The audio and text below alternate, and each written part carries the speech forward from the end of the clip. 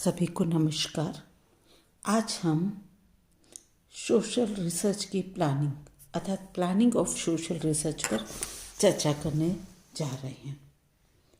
देखो, सामाजिक जो रिसर्च या अन्वेषण एक महत्वपूर्ण या उत्तरदायित्वपूर्ण कार्य है। इसके लिए प्रत्येक जो अन्वेषण करता है का मौलिक कर्तव्य है कि वह अपने अन्वेषण के निष्कर्षों को ठोस तथा वैज्ञानिक आधार प्रदान करे। इसका उद्देश्य या कार्य किसी पूर्ति के लिए आयोजन या नियोजन की जरूरत होती है। मतलब अगर हम ये चाहते हैं कि ठोस या वैज्ञानिक आधार प्रदान करें, हम किसी भी रिसर्च करते हैं तो उसके लिए फिर हमें क्या होता है कि आयोजन या नियोजन की जरूरत पड़ती है। आयोजन सोशल रिसर्च की सफलता का एक अनिवार्य कारक है या अनिवार्य शर्त है। आयोजन के बिना सोशल रिसर्च सफल नहीं हो सकती। सोशल रिसर्च कर्ता के पास सीमित साधन और समय और धन होता है। मतलब सीमित मात्रा में ही समय और धन होता है। सीमित साधनों से ही उसे अपना रिसर्च का कार्य में अधिकतम यथार्थता और विश्वसनीयता लाने का प्रयत्न करना होता है। इसलिए आयोजन के बिना रिसर्च करता अपने उद्देश्य में सफल नहीं हो सकता। अब हम देखते हैं concept of planning of research. जो आयोजन का तात्पर्य क्या होता है कि सोच समझकर योजनाबद्ध तरीके से अपने उद्देश्य की पूर्ति करना। इस संबंध में पार्टन ने लिखा है कि किसी भी सर्वेक्षण की योजना, संगठन तथा संचालन किसी व्यापार चलाने के समान है। दोनों के लिए विशेष लग्न, चतुरता, प्रबंध की योजना तथा विशेष अनुभव या उसी प्रकार के काम के परीक्षण की आवश्यक है। आरंभ से लेकर अंत तक सर्वेक्षण की सावधानी के साथ योजना बनाने पर ही उससे प्राप्त फलों पर विश्वास किया जा सकता है और ऐसी दशा में ही निष्कर्ष प्रकाश के योग्य स्थिति में पहुंच सकता है। मतलब कभी भी हम रिसर्च करते हैं तो बिना आयोजन के हम एक्यूरेट रिजल्ट देने में सक्षम नहीं हो पाते। अतः सर्वेक्षण का आयोजन बहुत महत्वपूर्ण है। जितना स्वयं अपन जो निष्कर्ष देते उतना। योजना आयोग ने आयोजन के महत्व की विवेचना करते हुए लिखा है, आयोजन वास्तव में सुनिश्चित सामाजिक उद्देश्यों के संदर्भ में अधिकतम लाभ या उपयोगिता प्राप्त करने से अपने साधनों को संगठित करने तथा उन्हें उपयोग में लाने की पद्धति है। इस प्रकार स्पष्ट कि जो भी सोशल रिसर्च है और आयोजन पारस्परिक संबंधित होता है। इसलिए जब भी हम कभी सोशल रिसर्च करते हैं तो हमें उसकी प्लानिंग पहले कर लेनी चाहिए। हालांकि हम जब सोशल रिसर्च करते हैं तो इस प्लानिंग में कई प्रकार की समस्या आती है। जैसे कि विषय के चुनाव से संबंधित समस्या आती है। इसमें क्या होता है कि विषय का चुनाव कैसे करें, तो विषय ऐसा होना चाहिए जिससे संबंधित आंकड़े और सूचनाएं जो शीघ्र ही मिल जाए तथा जो रिसर्चर जो भी रिसर्च की प्रक्रिया है वो बिना किसी कठिनाई के निरंतर आगे बढ़ती जाए। विषय ऐसा होना चाहिए जो ज्ञानवर्धक हो, साथ ही सामाजिक उद्देश्य की पूर्ति भी करता हो। ठीक है, तो इस प्रकार संतुलित विषय का चुनाव करना सामाजिक जो रिसर्चर होता है उसकी एक बहुत बड़ी समस्या होती है। दूसरी समस्या उसके सामने आती कार्यकर्ताओं से संबंधित। जो सोशल रिसर्चर है उसके सामने दूसरी समस्या कार्यकर्ताओं से संबंधित होती है। प्रत्येक सामाजिक जो रिसर्च है उसमें एक से अधिक कार्यकर्ताओं की आवश्यकता होती है। इन कार्यकर्ताओं को सर्वेक्षण कार्य के लिए तैयार करना, उनमें कार्य तथा उद्देश्य के प्रति समान निष्ठा और लगन उत्पन्न करना, ये भी एक समस्या है। अच्छे कार्यकर्ता के अभाव में जो रिसर्च का कार्य है वह सफलतापूर्वक करना कठिन हो जाता है। तीसरी समस्या जो आती है वो सूचनाओं से संबंधित आती है।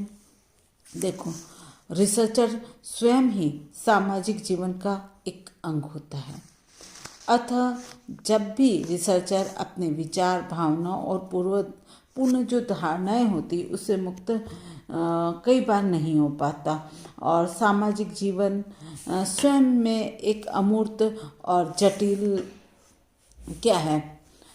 जटिल होता है। अतः सभी जो सूचना है वह सही सूचना एकत्रित करना उसके लिए कठिन कार्य हो जाता है। सरकारी विभागों से सूचना प्राप्त करने में अनेक प्रकार की कठिनाइयों का भी उसे सामना करना पड़ता है। तो इस तरह सूचना प्राप्त करने से संबंधित भी कठिनाइयाँ रिसर्चर के सामने आती हैं।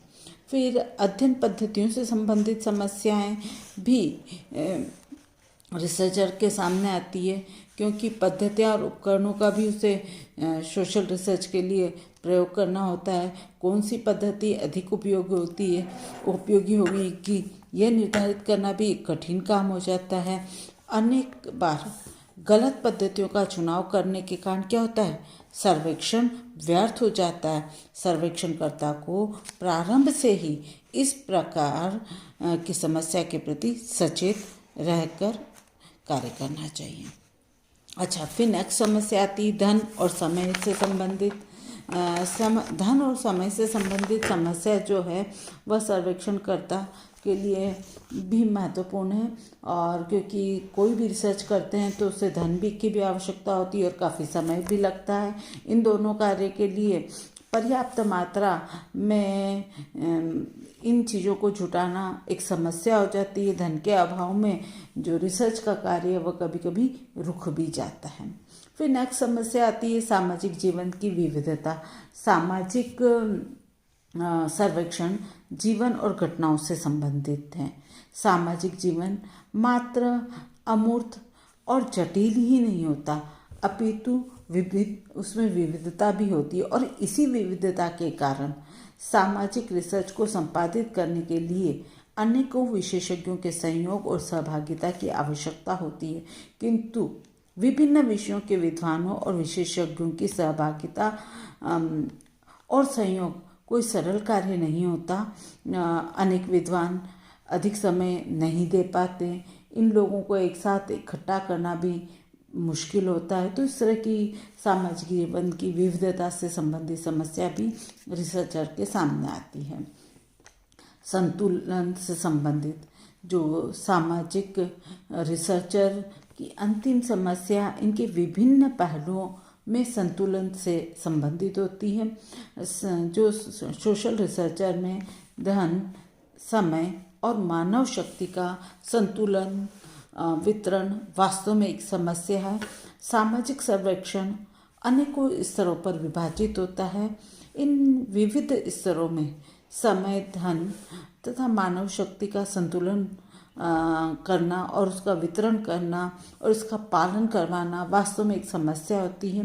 कहने का तात्पर्य यह है कि सामाजिक सर्वेक्षण में संतुलित दृष्टिकोण की आवश्यकता होती है, और संतुलित दृष्टिकोण का पालन करना सही अर्थों में एक समस्या है। अच्छा, इन सब समस्याओं के कारण क्या होता है कि हमें रिसर्च में थोड़ी तकलीफ आती है, और इन समस्याओं को समाप्त करने के लिए सामाजिक सर्वेक्षण या सोशल रिसर्च में जो प्लानिंग होती है वो एसेंशियल होती है। और सोशल रिसर्च की प्लानिंग कैसे करेंगे इसकी चर्चा हम कल करते हैं, क्योंकि इसके भी जो स्टेप्स हैं, अगर हम स्टेप वाइज चलते हैं तो हमारी जो प्लानिंग होती है वो बड़ी अच्छी होती है। इसके कई पॉइंट्स हैं, जैसे समस्या का चुनाव करो, विषय रुचिकर हो, विषय का प्रारंभिक ज्ञान हो, सर्वेक्षण की विषय सीमा हो, उपयोगिता का निर्धारण हो, उद्देश्य का निर्धारण हो, अध्ययन क्षेत्र की परिभाषा, परिसीमन, इन सब की बातों का ध्यान हमें जब भी रिसर्च की प्लानिंग करते हैं तब करना होता है। साथ ही में प्रारंभिक तैयारियां करनी पड़ती है, फिर सैंपल का सिलेक्शंस करना होता है, बजट बनाना होता है,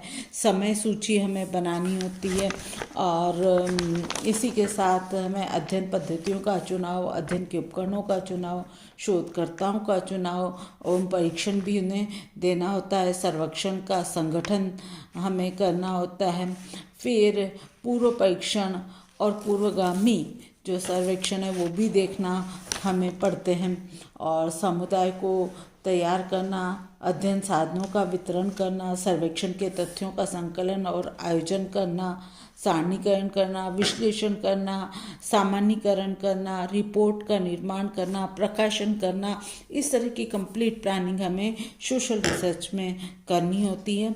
और ये प्लानिंग हम कैसे करते हैं इसके बारे में डिटेल में कल पढ़ेंगे। धन्यवाद।